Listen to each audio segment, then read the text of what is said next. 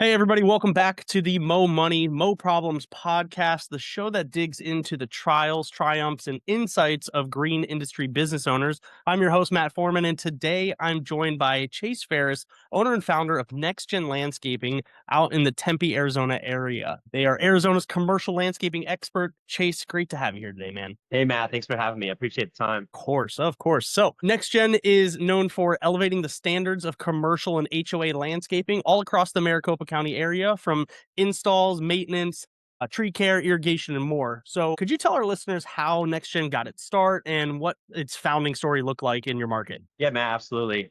I'm a third generation landscaper here in the Valley of Arizona. My grandpa owned a large commercial landscaping company doing big commercial install projects. And I got to work myself up from the bottom as a crew member and a crew leader, and then was able to be a crew leader for maintenance, install, and tree care services. And then got a field supervisor, account manager, and director of field operation position before starting my own company while attending college for business management. And it's been a journey, and it's been exciting. Obviously, trials and tribulations of every startup that goes through, and it's been an amazing experience. Awesome. So, when you first started out, what services were you offering? Is it the same as what you're doing right now, or did your company evolve to where it's at? Yeah, as the company first started out, we were doing some residential stuff in the area, mainly cleanups and tree care, and I'd get asked to do maintenance, and I was very head set on my niche of being a commercial landscaper. So I said, actually, we're going full commercial, and they're probably like, "What? You don't do any commercial right now?" But I knew where we were headed, and then when we this the first year in business, I got my contractor's license right off the get go, and we landed our first commercial property, and then our second, and then our third, and then it got started. The steam and ball started rolling, where we were getting one new commercial property a month. And I'm like, okay, we actually have something here. Now let's do it right.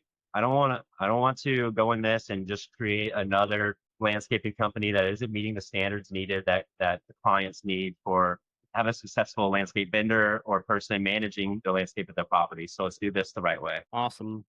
So there's plenty of tough times. So I don't want to say one time's tougher than the other, but getting started is obviously very tough. And I can imagine taking the headfirst dive into commercial is kind of a scary prospect, especially because those commercial accounts are so big in terms of, like, obviously, like, the percentage of revenue that is reliant your company's reliant on. So how did you get your first one? Like, obviously you don't have any at some point. So how did you build that trust to get your first commercial account? It's actually funny. We were just in there eating breakfast every day before our jobs in that area, and they said, "Hey, you're here eating breakfast every day. You might as well do the landscaping." That's That's really great. how that first contract came about, and now we service 4 properties for them here in the valley still to this day, and one of them we built new construction wise, and they've been an amazing partner with us. So I'm assuming the guerrilla marketing tactic now is to send all your guys out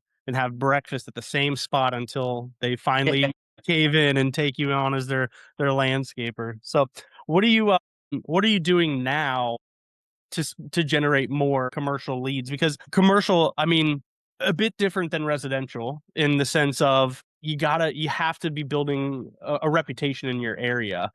Sure, with residential, people can go online and start searching and hopefully showing up at the top. But with commercial, a lot of it comes down to who you know. Like, hey, I got a guy I trust, and some of those commercial accounts might lock in for years to come, so it might be tougher. So, what are you doing right now to generate more commercial accounts? Yeah, absolutely. I mean, to circle back a little bit on your last question, like here a lot of the times that people afraid to go into the commercial sector because of the financial it takes to be in the commercial sector. Everything's net 30, net 45, net 60. But I just think about when I started the company and had no air conditioning, about 300 something thousand miles on the truck, and sometimes not able to have any money left over to go get food at the end of the day. But we started small. We didn't get too big for our britches. We just wanted to stay right inside of what we were able to accomplish, be transparent with the client, not over exceed the expectations. And then we were able to get that ball rolling of new clients. So like what we were doing then was no SEO work, a slight website, slight Google My Business profile, in the social media, which I would just try and take a picture of the truck in front of the building we were servicing that day.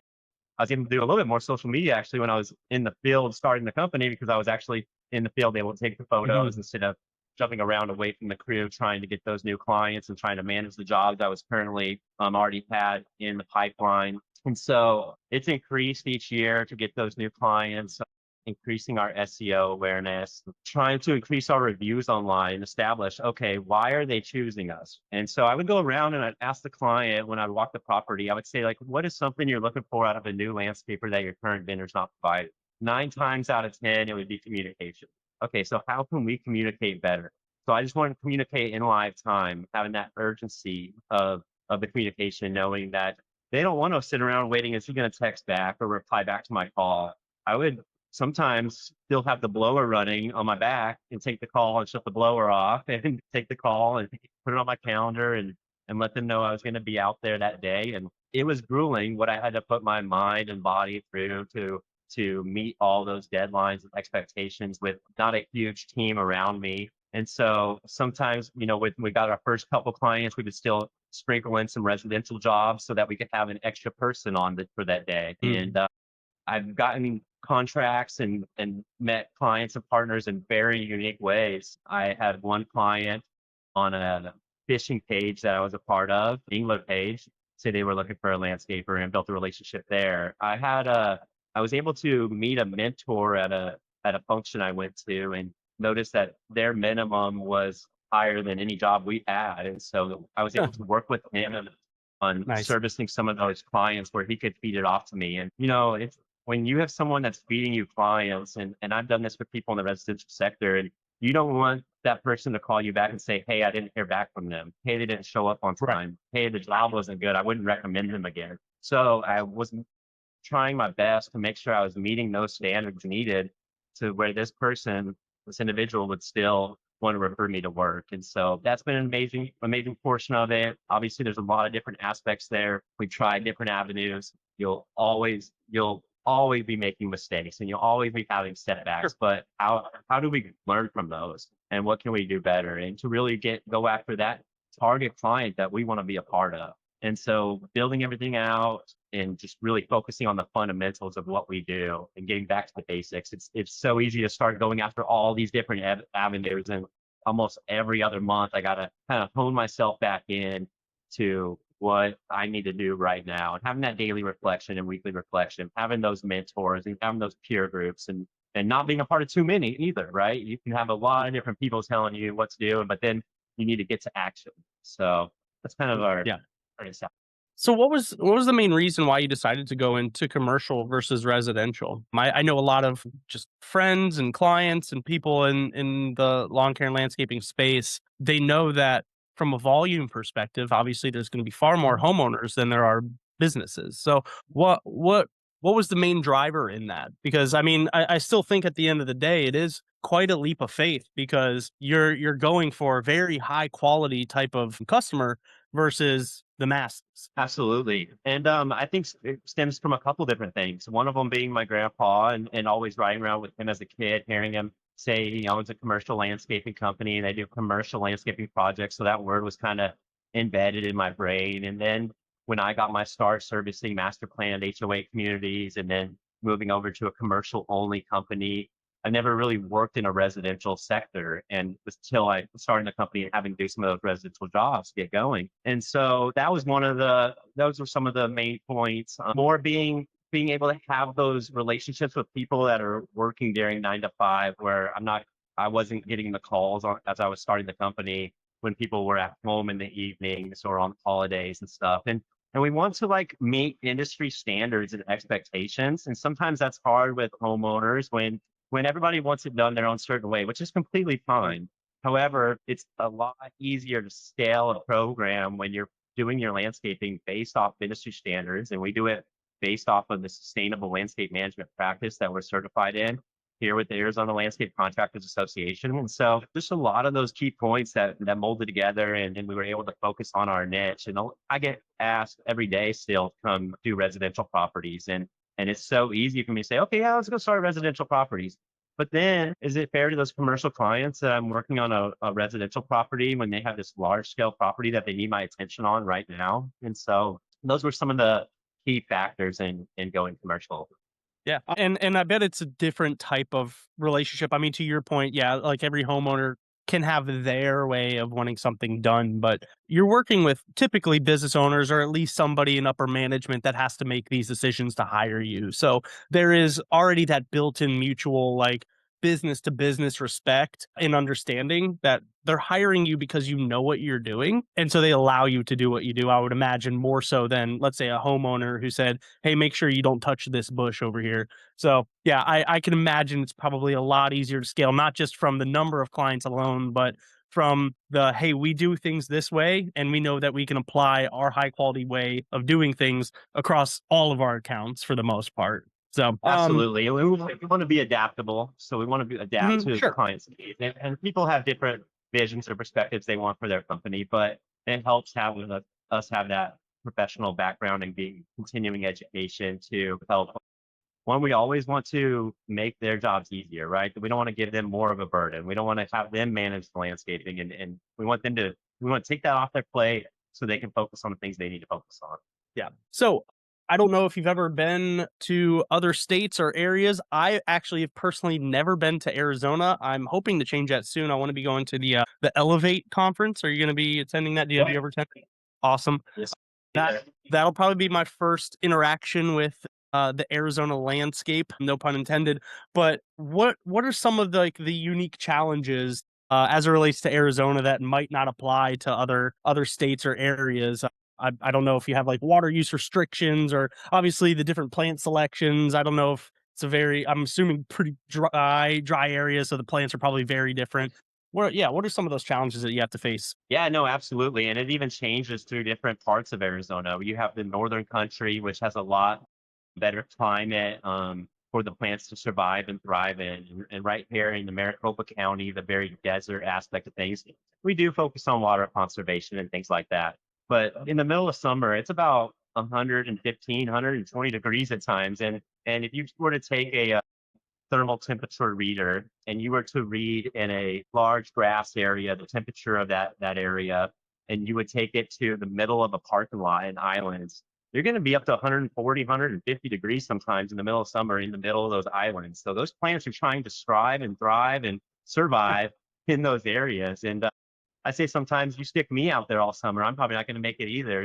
But we want to do things to try and give those plants the health and the opportunities to survive. They're living organisms. They survive on water and nutrients and temperatures and shades and different variable factors. But it's definitely a unique climate when you go to other areas of the country where you see greenery everywhere. Yeah. And So, being that it's as hot as it is, and hey, I'm from Florida, I get heat. We have humidity, and so that just you walk outside and it's like walking into a swamp at all times. But yeah, those numbers that you're talking about as far as temperature wise are insane. So, how is it managing a crew knowing that like your guys are going to be out there in that scorching heat? Like, are there yeah, any challenges related to that? no, absolutely, for sure. We want to keep them in long sleeves, protecting them from skin cancer from the sun. I looked at my grandpa constantly having to get skin cancer items burnt off and wearing short sleeves outside landscaping. So that's one factor, right? Then we want to keep them hydrated with electrolytes, and we want to also make sure they're taking the time to step back into the shade and get a quick breather and stuff. And pace is very important. Set a good pace. You don't want to go all out in the morning because you're going to need a consistent pace still in the afternoon. We try and start about 5 a.m. in the middle of summer and get done about 1:30. It's a lot more doable in the commercial sector compared to 6 a.m. may be needed in the residential sector. But yeah, those are a lot of different variable factors to make sure we're keeping them healthy, taking care of them. Heat stroke is a real thing. And so they need to also not be trying to hydrate the morning of. You got to hydrate the day before. You got to stay hydrated in the evening, get your water in you, be ready for the next day, and really protect yourself from wearing sun hats, neck protectors, long sleeves, things like that. So related to just Arizona and obviously like the seasonality of that, to the point of seasonality, do you have seasons? Obviously, like everybody knows, like fall, winter, summer, spring, but do your services change at certain times of the year? Again, this is coming from somebody that's never been to Arizona. So I'm very interested in like what changes from quarter to quarter, if anything. Yeah, no, absolutely. We do have some seasons. It's even different down here compared to up north and compared to other parts of the country where they may be switching to snow and ice removal during parts of the year, which we do not have to deal with in the valley of Arizona. but we do have the different seasons. So going into spring, we switch to our spring and summer flowers. Then going into fall, we switch to our fall and winter flowers. Going into the fall, we do our scalping and overseeding, scalping our Bermuda grass down to the dirt and overseeding it with a perennial rye seed grass. And then really it gets down to about 65 degrees where we do that transition stage where that rye seed's going to germinate in the soil. And then rye seed's one of my most favorite pieces of turf. It's a beautiful grass. It's nice and lush and green. And then we go into plant care in there too in the winter. Some certain flowers are going to have freeze points. So we try to have everything trimmed going into the fall so that everything's kind of trimmed and then able to kind of flower out and stay in that area for the winter time. And then through our sustainable landscape management practices, we have a cut back calendar or plant rejuvenation calendar where we do certain plants in certain months based on the temperature and the climate of that month, and where we cut back and rejuvenate that plant. We don't see that a lot across the industry. Sometimes we take over a property that hadn't had plant rejuvenation in 5 or 10 or ever years. And so we go in, rejuvenate that plant in that area, and it allows it to grow in nice and new and look really well and allow it to flower properly and do some natural pruning on it instead of shearing it with our edgers and cutting all those flowers off. And then also that when you're shearing them with your edgers, it opens them up to having issues with the IV temperature that comes with that and stuff. I always try to say to clients, let us get through all the seasons, because if you have us take over a property in June, you may not see a plant rejuvenation. You may not see us do those certain practices that we have on the calendar coming up. And so, yeah, we do have our seasons, but not the snow and ice removal aspect of things. Yeah. It's funny. I tell my clients the same thing. Let us go through all the seasons together. So you Yeah. can see what the full picture of digital marketing year round looks like. We don't want to be comparing March to November sort of thing. So I get that. I Mm. share those same sentiments in my industry. So I don't know if you have anything off the top of your head, but I always love to kind of hear about struggles because everybody has them. Everybody goes through something. You might have gone through something that somebody's currently going through.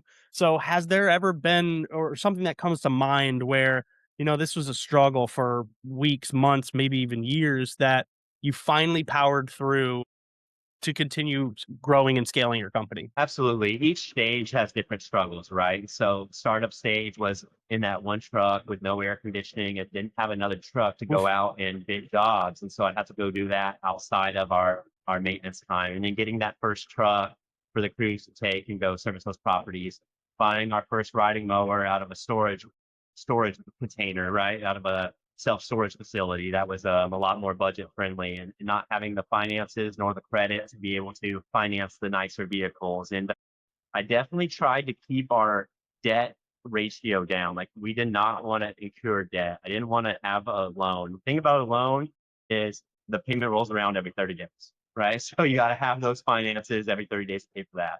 And then trying to balance, okay, I went after monthly reoccurring revenue first for maintenance instead of the install sector like my grandpa was solely focused on. And I had people asking me to do new build install, and I had to say no so I could focus on the monthly reoccurring revenue so that we knew what we had coming in next month.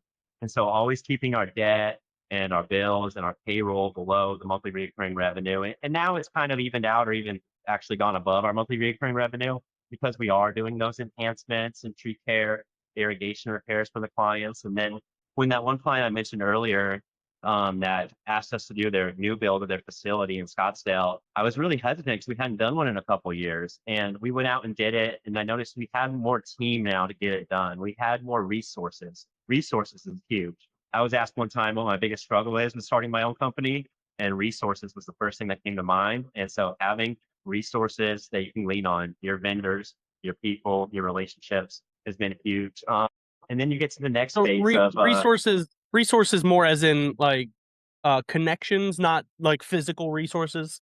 vendor relationships, employees to help out with different things like irrigation repairs instead of having you having to do the HR work and you having to do everything. Maybe you get fractional people involved, having a bookkeeper to help you do the books, utilizing technology like QuickBooks and service management, CRM, different things like that is Mhm. resources, right? So financial resources, credit lines, different things like that. But yeah, resources is a big thing. The resources we have now are even probably going to be less than the resources we have next year, right? And so we're going to continue to add to our resources, have more available, have more marketing material, have more SOPs in place, just have more people to lean on. Lots of different things there. Yeah, and that's how you build a scalable company. I mean, you can't do it all on your own. So it's very different than, yeah, being the guy driving around in a truck with no AC. You're not wearing as many hats. You got to eventually learn to relinquish those things. And sure, at the early stages, things might not get done as good as if you were just dedicating your time to that, but you eventually need to relinquish those things, and eventually, yes, those resources all start compiling up. You're starting to build that dream team, and eventually you look at it and you're like, man, I've actually built a great company that is like rocking and rolling and running like a well-oiled machine. So definitely get that, man. So congratulations on that and where you're at with everything. Thank you. Appreciate it. Yeah, absolutely. If you are to, the easy thing to say is I'll just handle it myself. And so you want to build that team where you can enable them to handle it, enable them to make the decisions, Mhm. enable them to make the mistakes and learn from them. Now, our mistake window is a lot smaller than maybe companies that have already been built and purchased out by private equities, right? So they have a little bit more of a room for wiggle room for mistakes. Ours is if we make a too big of a mistake, it could be detrimental to the whole company. But yeah, definitely wants to enable people to be successful in their positions and trust them, but also build out processes where they're not having to figure it out all themselves. They have the resources there, they have the team there where they can be successful in their positions. Yeah. So one of the toughest things within this industry is hiring, employment, retainment. What would you say to somebody that's starting out, is kind of realizing the issues with finding good, high quality work that they can retain? Where would you start if you were them? Yeah, no, absolutely. I definitely think some of the things are putting yourself in their shoes, right? Like, how would you want to be treated if you were in that position? And other things are paying them really well wages. Like sometimes, and even currently, I have people that work at the company that make more money than I do, but they have jobs that are needed that I'm unable to do to scale the company and grow it.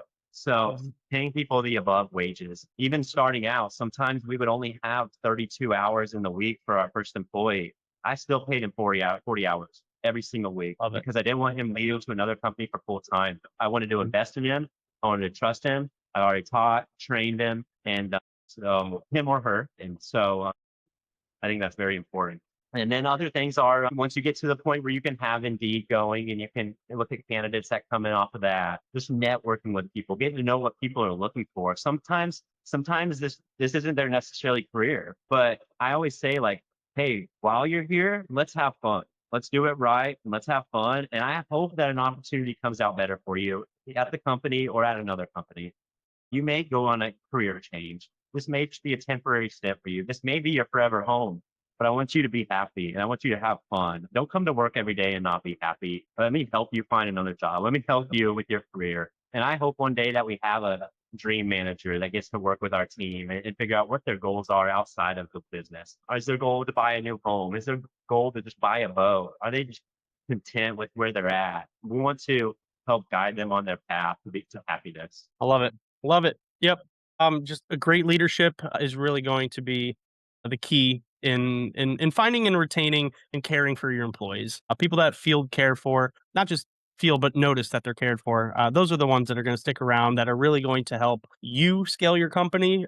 And it's mutually beneficial, just from a caring standpoint. Because at the end of the day, these are your team, your family, so you want to take care of them as much as you want them to take care of you too. So, all right. I got a Absolutely. I got a quick fire round for you. Just some open-ended questions. Don't got to put too much thought into it, but I would love to get your thoughts on this. All right. So what is, let's say, one of the most underrated service, something that you're like, man, I wish I would sell more of, or I wish more people would request? Really, that commercial recurring revenue, everything stems from that, right? Being able to get in there and manage the account, especially people with good budgets, because then you can add the pre-emergent, the irrigation repair, the tree care, the enhancement, and continue to know what's coming in next month. The number one thing is monthly recurring revenue, 100%. Yep. Oh yeah. Yeah. Okay. So out of your clients, if things get like they call you or they request something, what is the most frustrating thing that you get requested that you actually do? The plant health is definitely a frustrating struggle in the industry, especially in the temperatures we deal with in Arizona during the fall, winter, springtime. The plants kind of thrive and do really well. And then it's all about trying to keep them alive, have the proper watering processes, even using things like Miramichi to put underneath the granite on the soil to keep the temperatures down in the islands, using different practices like that. I think that's number one huge. And then also just the fundamentals of our job. It sometimes we overthink too much and we look at the whole landscape as a whole. But when we can break it down into the section we're supposed to be maintaining for that week, and then break it down even more to the fundamentals of what we're doing. Are the shrubs trimmed or pruned nicely? Is it all pruned back behind the curb line or below window sills for cars? Are the weeds taken out? Is the trash picked up? Is it blown out? And is the curb line clean? Give back to the fundamentals of what we do with the clients: estimating, invoicing, scheduling, and communication, right? If we just focus on those things, we're going to do well in those aspects of the account management side of things. But getting back to the fundamentals is so huge, right? You have all these different aspects, or your mind's just thinking about all these different things. But if you can just have that checklist in your head and then become that checklist on an SOP, and put that checklist on the work templates, on the work tickets for the crews when they go out, and then it can just remind them about their fundamentals. And I think that's huge. Love it. Yep. Fundamentals always super important. Living in the moment, taking a bigger task, that a bigger picture task, bringing it down, understanding what do I need to do right now, and really knocking that out. I love that. That's the approach for everything. Absolutely. Yeah. Otherwise, you're going to get too far in the weeds. You'll get in your head, and it could get real frustrating. What do you wish your customers would understand better about what you are doing for them? I even try to look at them as partners sometimes. I know customers and clients is a word needed, but I try to look at them as Okay. Sorry. partners. Okay, we're gonna. Sure. No. You're good. You're good. I just it adds on to it, right? Like, okay, let's have that partnership aspect. Like, Love it. I want you to trust us to do the job. We want us to communicate. We need to provide photos of everything we do. We need to be on time. We need to show you it, and trust is earned. So things that clients would question the first year in our partnership. They'd be like, what are we doing here? Do can you just give me an estimate for it before? And then sometimes it gets to the point like, I have a tree down, time and material, go get it done. I have an irrigation leak, time and material, go get it done. There's trust built there, knowing that the photos are going to be provided for them to see exactly what was done. The line items are going to be there. Us even just trying to fix it to stay inside their budget. And everybody has a budget, so we need to make sure that we understand their budget, understand their needs, and so we can create that strong partnership where they're not having to micromanage us, where they're not having to deal with just another landscaping company. I love it. Okay, last thing for the fire round. What is your morning routine? When do you wake up? What's the thing like when you roll out of bed? What do you got to do before you get to work? Yeah, so it's changed. It's evolved every year, right? And so the first couple of years in business, it was up by 3:30, and then getting in my emails, getting my texts, making sure everything's ready and organized, and people are where they need to be. Me being where I needed to be on the job sites, and managing my calendar. My calendar has been huge, utilizing a Google Calendar, even for my to-do list items for that next day, and then always moving it and keeping it in front of me. So that day and that time where I need to be somewhere or do something, I have it right there on my calendar. And then it's Mhm. evolved from there to getting up a little bit later for me sometimes than the 3:30, because I close my eyes at night, 10. I was working on stuff at 11:30 last night, but that's just what it takes to be successful. And so, yeah, stepping back from the daily grind, or not daily grind, but stepping back from that morning labor grind where I can allow the people that I've hired to do those things to take on that. Because if I go out there and do that, I'm completely burnt out from my account management side of things. Same with my account managers. I don't want them going out and completely doing those things that the crew members and crew leaders are hired to do, because then it burns them out from the other aspects and not able to focus on their fundamentals of their job. And so as I've evolved into more of a CEO here at the company and having account managers, project managers, HR manager, office manager, business development rep, dispatchers underneath me, now I need to lead them. I need to lead them from a healthy standpoint. I need to lead them from an alert standpoint. So not going out on the weekends, not going out on weekday nights, and just having myself completely ready and available for them at all times. Because when the employees reach out to me for something, I want to get back to them and take care of them in a timely manner, just like we do the clients.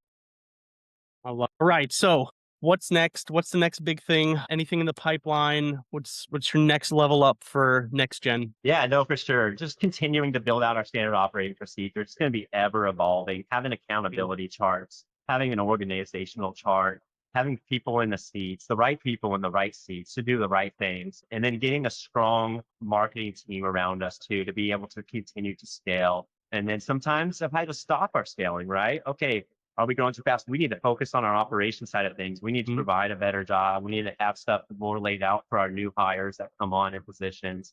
Having people prepared and organized and it's really valuable. So our next step is to continue to scale. We're building a scalable and sellable company. I don't know when that time is going to come. It could come tomorrow or it could come in 10 or 20 years, but we're going to have a company that's readily available, that's brand built, and that has a strong team that's able to continue to elevate the industry, right? And every single aspect of it, from client care, client communication, partnership communication there. Client's an easy word to intertwine with that. But just having that well-rounded company is important. I love it. Well, Chase, you built an amazing company. I'm excited to see what happens as you continue to grow. I think you've touched on a lot of really good points as it relates to those SOPs, structure within the company, even from your morning routine. I mean, just calendar management alone is its own SOP, and knowing how to do that, properly, and juggle a lot of things, not just from an operator, but from an owner's perspective. So, thank you so much for sharing all that, sharing that story. I know that there were going to be some great takeaways here. I guarantee you there are several people running into some of the problems that you've either resolved or some of the things that you're also facing. So, thank you for sharing that. Thanks for sharing this entire story. You can find everything as it relates to NexGen Landscaping on their website. So that's NexGen, NexGen landscaping.com. So check them out there. Check out their Facebook page. But Chase, it was great talking to you, man. I really do appreciate you taking the time. I'm really just opening up, being so authentic about all this stuff. You're a very talented person. I'm really excited to see what's ahead for you because I know it's going to be amazing things. And please stay cool out there. I know after hearing all that, maybe I don't go to Arizona. No, I'm just kidding. But yeah, Matt, thank you, man. The platform you built here, the company you built to be able to re-energize the industry and bring people together and have that niche focus for them. You could go after all this different digital marketing and SEO efforts for so many different industries and companies and stuff, but you're investing in landscaping, and just thank you for what you've done. wow, thank you, man. I appreciate that very much. That means a lot. Well, thank you everybody for tuning in here. Again, check out Chase and his website, his business. They're going to be doing amazing things. Follow along because it's only upward from here. So again, thank you everybody for taking the time to stick around with us, and I will catch you on the next episode.